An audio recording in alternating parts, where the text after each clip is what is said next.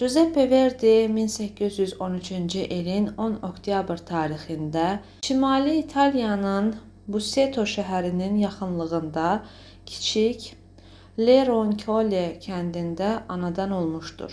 Onun atası kənd meyxanasının sahibi kimi olduqca kiçik gəlir əldə edir və ailəsini çətinliklə saxlayırdı. Köçəri musiqiçilərin çalğı və mahnılarını dinləyən Giuseppe kiçik yaşlarından musiqiyə coşqun həvəs göstərirdi. Beləliklə, İtalyan xalq musiqisi gələcək bəstəkarın həyatına daxil olur. Verdinin 7 yaşı olanda o, yerli alətlərə uyğun olaraq kənd kilsəsində xidmət edir və ilk dəfə burada arqanı eşidir. Bu təəssüratdan sarsılan Verdi, musiqi ilə məşğul olmaq üçün valideynlərinə müraciət edir. Atası köhnə spineti gətirərək kilsə arqan ifaçısı Balstrokkini müəllim qismində evinə dəvət edir. 3 il ərzində Giuseppe müəllimdən dərs alaraq spinetdə ifaçılığa mükəmməl dərəcədə yiyələnir. Onun 12 yaşı tamam olduqda atası uşağı şəhər məktəbində təhsil almaq üçün Busseto şəhərinə göndərir. Məktəbdə təhsil almaqla yanaşı, Verdi musiqi ilə də məşğul olur. Bazar və bayram günlərində o öz kəndinə yola düşərək vəfat etmiş arqan ifaçısı Balstrokkinin əvəzinə işləyir. Aldığı cüzi məvaciblə özünü güclə dolandırır. Verdi Busseto'da tacir Baressi'nin kantorunda işləməyə başlayır. Antonio Baresi qabaqcıl, maariflənmiş və musiqinin böyük həvəskarı idi. O, şəhər filarmonik cəmiyyətinin sədri, müxtəlif alətlərdə biraz çalmağı bacaran, o cümlədən filarmonik cəmiyyətin orkestrində birinci fleytanı ifa edən şəxs idi. Verdi burada Haydnın, Rossini'nin və digər bəstəkarların bəzi əsərləri ilə tanış olur. Filarmonik orkestrda dirijorluğu Ferdinand Provezi edirdi. Verdinin qeyri-adi musiqi istedadını görən Provezi onunla məşğul olmağa başlayır. Verdi böyük uğurlar əldə edir. Lazım gələndə Provezini əvəz də edə bilirdi. Bəzən onun əvəzinə konsertlərdə dirijorluq edir, şəhər kilsəsində arqanda çalırdı. Busseto'da çox işləyən Verdi hər həftə öz kəndinə Le Roncole'yə səfər edirdi. Verdinin ilk əsərləri 20-ci illərin sonuna təsadüf edir. 1831-ci ildə 18 yaşlı Verdi Milana gələrək konservatoriyaya daxil olmağa çalışır. Milan konservatoriyasının direktoru, quru pedant və mühafizəkar Francesco Basili Verdini rədd edərək onun professional cəhətdən yararsız olduğunu bəhanə gətirir. İtalyan musiqisini bütün dünyada məşhurlaşdırmış görkəmli musiqiçi konservatoriyadan uzaqlaşdırılır. O dövrdə bu sənət ocağında oxuyub oranı bitirən ortabab musiqiçilərin adları çoxdan unudulmuşdu. İstisnalara əsasən, cəmiyyətdə həyatın çirkin eybəcərlikləri belədir. Bəzi bioqraflar qeyd edirlər ki, Verdinin konservatoriyaya qəbul olunmamasının əsas səbəbi onun xarici görkəminin direktorun xoşuna gəlməməsi, Lombard kəndlisinin sadə simasının konservatoriyada təhsil alan varlı-karlı ailələrdə naz-nemət içində böyümüş aristokratik gənclərə bənzəməməsi olmuşdur. Verdinin taleyində onun dirijor kimi təsadüfi debütü böyük rol oynamışdı. Haydnın dünyanın yaranması oratoriyasının Filodramatik teatrın zalında məşqi zamanı məşqdə olmayan rəhbəri əvəz etmək ona tapşırılmışdı. Bu tapşırığın öhdəsindən uğurla gələn Verdiyə konserti dirijor kimi idarə etmək tapşırılır. Verdinin çıxışı böyük müvəffəqiyyət qazandığından ona kantatalar və Oberto Graf Bonifacio adlı operanı yazmaq sifariş edilir. Operanı yazmağa başlamaqda Verdiyə bir sıra məsələlər mane olur. O, Busseto'ya qayıdaraq vəfat etmiş Provezinin yerini tutmalı və bununla da ona verilən təqaüdü işləməklə ödəməli olur. Verdini Musiqi Filarmonik Cəmiyyətin direktoru təyin edirlər. Yerli adətə görə Filarmonik Cəmiyyətin direktoru eyni zamanda həm də baş kilsədə orqan ifaçısı olmalı idi. Provizidə iki vəzifəni icra edirdi. Lakin Verdinin baş kilsəyə orqan ifaçısı təyin edilməsi kilsə dairələri tərəfindən güclü müqavimətlə qarşılandı. Verdinin dini əsərlərinin həddən artıq dünyəvi xarakterli olması narazılığa səbəb olurdu. Bu dövrdə İtaliyanın şimalı Avstriyanın hökmranlığı altında idi. Roma papası təkcə dini deyil, həm də dünyəvi hakimiyyətə malik olduğundan irtica qəddarlığı hökm sürürdü. Katolik kilsə ideologiyasının canlanması və fəallaşması Verdinin də aid olduğu ziyalılar müxalifliyinə səbəb olur. Kilsə rəhbərliyi Verdinin namizədliyini rədd edirlər. Filarmonik cəmiyyət kilsənin bu qərarına protest edərək ona məxsus olan bütün partituraları kilsədən geri götürür. Filarmonik cəmiyyətlə baş kilsə rəhbərliyi arasında yaranmış konflikt bir neçə il davam edir. Bütün bunlarla yanaşı Verdi Filarmonik cəmiyyətdə çox və intensiv işləyirdi. Konsertlərə dirijorluq edir, müğənnilərlə məşğul olur, musiqi bəstələyirdi. 1836-cı ildə Verdi dostu və himayəçisi Barettinin qızı Margarita ilə nikah bağlayır. 2 ildən sonra o, xanımı və 2 uşağı ilə birlikdə Milana köçür və yenicə tamamladığı Oberto Graf Bonifacio adlı birinci operasının partiturasını bu şəhərə gətirir. 1840-cı ildə Verdi Saxta Stanislav yaxud Çarlıq Günü adlı komik opera üzərində işə başlayır. 1840-cı ildə Saxta Stanislav səhnəyə qoyularaq uğur qazanmır. Uğursuzluğu onun düşdüyü vəziyyətlə izah etmək olar. Bəstəkarın ruhi vəziyyəti olduqca ağır idi. Solerin ona təklif etdiyi libretto əsasında Nabucco operasını necə yazacağı təsəvvür edə bilmirdi. Verdi librettonu oxuyaraq onu bəyənmir. Qısa vaxt ərzində Nabucco tamamlanaraq teatrın repertuarına daxil olunur. Nabucco'nun 1842-ci ilin yazında La Scala teatrında baş tutan premyerası heyrət doğuran uğur qazanır. Alqışların sonu olmur. Əsir Yahudilərin xoru çox güclü təəssürat yaradaraq geniş populyarlıq qazanır. 1843-cü ilin əvvəlində Verdinin növbəti operasının Lombardiyalıların premyerası baş tutur.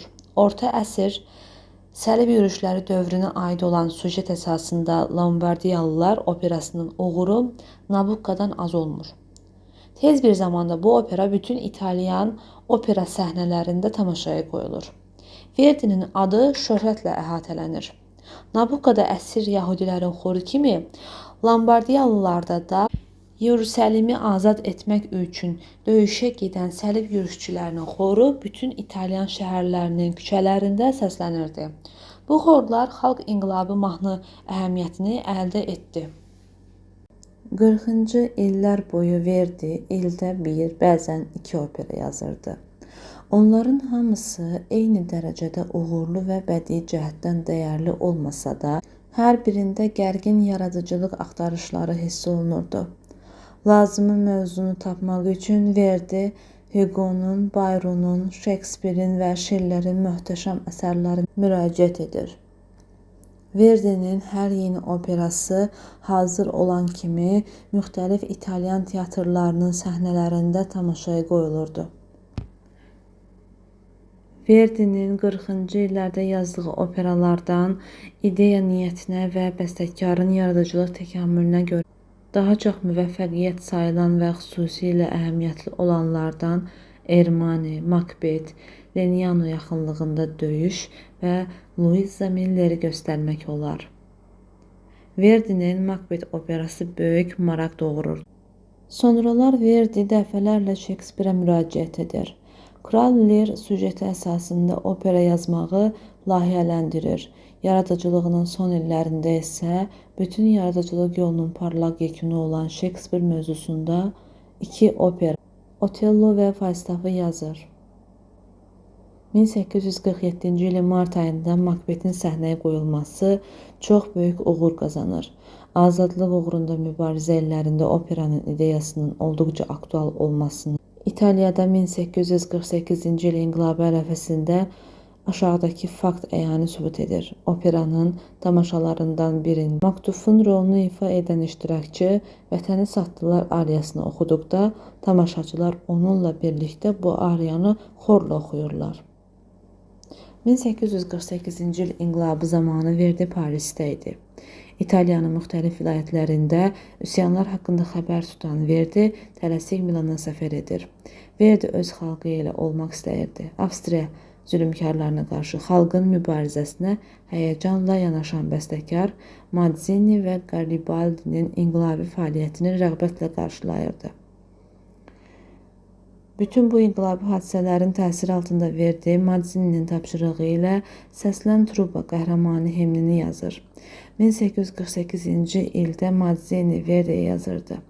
İndi heç vaxt olmadığı kimi İtaliya sizin musiqinizə möhtacdır. 1848-ci ilin inqilabi hadisələri Verdinin Legnano yaxınlığında döyüş operasının yazılmasına səbəb oldu. Opera 1849-cu ildə Romada səhnəyə qoyulur. Verdinin opera yaradıcılığında 40-cı illər Luisa Meller operası ilə başa çataraq yaradıcılığın erkin mərhələsini yekunlaşdırır və bilavasitə bəstəkarın birinci yaradıcılıq zirvəsinə gətirir. Luisa Mellerin sujeti şeirlərin məşhur Məkir və Məhəbbət əsasında yazılmışdı. 50-ci illərdə Verdi 6 opera bəstələyir. 1851-ci ildə Hugo'nun Kral Əylənir dramı üzərində Rigoletto operasını yazır. 1851-ci ildə Milanda səhnəyə qoyulur. 1853-cü ildə İspan dramaturqu Gutierrez'in dramı üzrə Trubadur operasını yazır və 1853-cü ildə Romada səhnəyə qoyulur. Traviata operası Dumas oğlunun Kameliyalı qadın dramı üzrə yazılmışdır və 1853-cü ildə Venesiyada səhnəyə qoyulur. Siciliyalı Axşam Duası operası tarixi sujet əsasında yazılmışdır və 1855-ci ildə Parisdə səhnəyə qoyulur. Simon Boccanegra operası Gutierrez'in dramı üzrə yazılıb və 1857-ci ildə Venesiyada səhnəyə qoyulmuşdur. Bal Maskarad operası Scriabin fransız mətninə tərcümə edilmiş son mono librettosu əsasında 1859-cu ildə Romada səhnəyə qoyulmuşdu. 60-cı illərdə Verdinin yaradıcılığı kəmiyyət cəhətdən az intensiv olur. 60-cı illərdə 2 opera, 70, 80, 90-cı illərdə isə hər ildə bir opera yazır. Lakin Verdinin artıq yaratdıqları ilə kifayətlənməyən yaradıcılıq fikri həmişə yeni nailiyyətlərə cəhd göstərirdi. Verdinin görkəmli Rigoletto, Trubadur və Traviata operaları bu dövrün məhsuludur. 1862-ci ildə Verdi Londonda ümumdünya sərgidə iştirak edərək sərgi üçün millətlərin himnini yazır. 1863-cü ilin əvvəlində Verdi İspaniyaya gedərək Taleyin Gücü operasının Madrid tamaşasında iştirak edir. 64-cü ildə Makbet operasını Paris teatrı üçün yenidən işləyir. Paris üçün nəzərdə tutulan növbəti Don Carlos operası üzərində işləyərək onu 1867-ci ildə Parisdə səhnəyə qoyur. Don Carlos şeirlərin eyni adlı dram əsasında yazılmışdı. Verdinin daha dərin və ustalıqla yazdığı əsərdir. Aida operası 1869-cu ildə Verdi Suveç kanalının təntənəli açılışı mərasimində operanın tamaşası üçün Misir hökumətindən sifariş alır. Verdi əvvəlcə bu sifarişi qəbul etməkdən imtina edir. Parisdə olarkən Verdi Don Carlos'un libretto yazarlarından biri olan Diyologdan təkrar təklif alır. Verdi operanın senarisi ilə yaxından tanış olur. Senarini bəyənən bəstəkar Misir mövzusunda Aida operasını yazmağa başlayır. Aidanın birinci tamaşası Qahirədə 1871-ci ildə baş tutur. Requiem Aidadan sonra təxminən 15 il ərzində Verdi opera bəstələməmişdi. Lakin yaradıcılıq axtarışları davam etmişdi. Bu dövrün əsərləri arasında Requiemi qeyd etmək olar. Rekviem ilk dəfə Milanda müqəddəs Mark kilsəsində böyük uğurla ifa edilir. Verdi yaradıcılığının sonraki dövrü üçün onun 1879-cu ildə Milanda görüşdüyü, lakin hələ 17 il bu görüşdən qabaq mətninə London Ümumdünya sərgisi üçün Kantın bəstələdiyi Arrigo Boito ilə şəxsi münasibəti mühüm əhəmiyyət kəsb edir. Ona Otello operasının librettosunu gətirir. Ömrü boyu Shakespeare'in dramaturgiyasına meyl etsə də, həm İtalyan operası qarşısında, həm də böyük İngilis dramaturgun xatirəsi qarşısında bu vəzifənin çətinliyini və çox böyük məsuliyyətini aydın görür.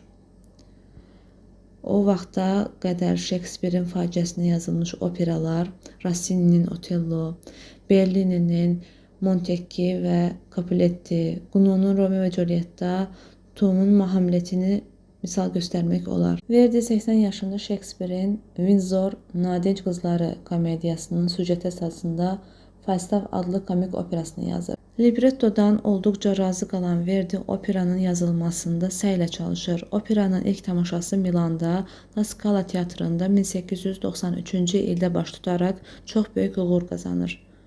Falstaff'ın tamaşasından sonra Verdi daha 7 il ömür sürür, lakin opera yazmır. O yalnız 4 dini piyes, onlardan ikisini akapella xoru üçün, ikisini isə xor ilə orkestr üçün yazır.